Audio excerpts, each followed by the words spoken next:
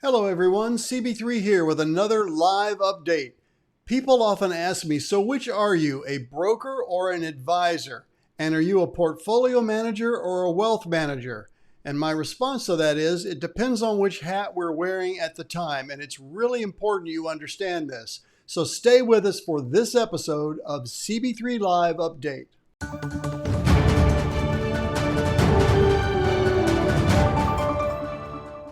Okay, you can see I am wearing a certain hat right now, and this hat happens to be my portfolio manager hat. Wearing this hat, my goal for you and for all of our clients is to create the highest risk-adjusted gains possible in each of our investment programs. Now, what that means is I want to maximize the return of each program irrespective of what your risk tolerance is. Well, you might say as well, if you have me in an aggressive program and that's all that you're in, and that's all that I'm in, well, isn't that risky for me? Well, in that case, we switch hats, all right? And we put on our wealth management hat. And with our wealth management hat, we are making decisions on which blend of portfolios you should be in. So as the wealth manager, we look at the choices in front of us, which would be 3 in our case, and we would say, well, if you have a risk, let's just call it a 75 out of 100, you would have some in CG, some in GI, and maybe a very little in DS. All right, that's the wealth manager point of view.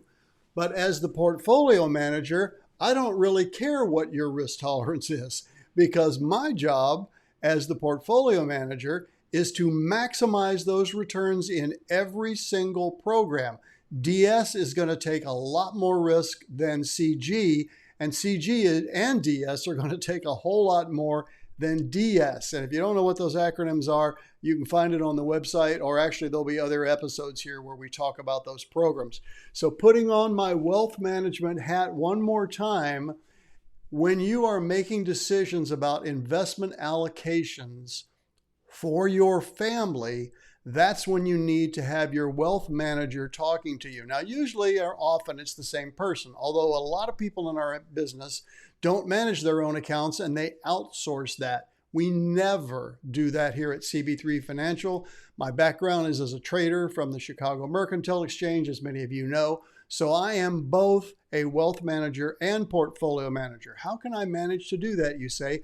Well, because I have a relatively small book of business so that I can devote a significant amount of time to each and every client that we have, as well as continue to manage the programs with a fine-tooth comb like we've been doing for you for more than 25 years. Hope that helped.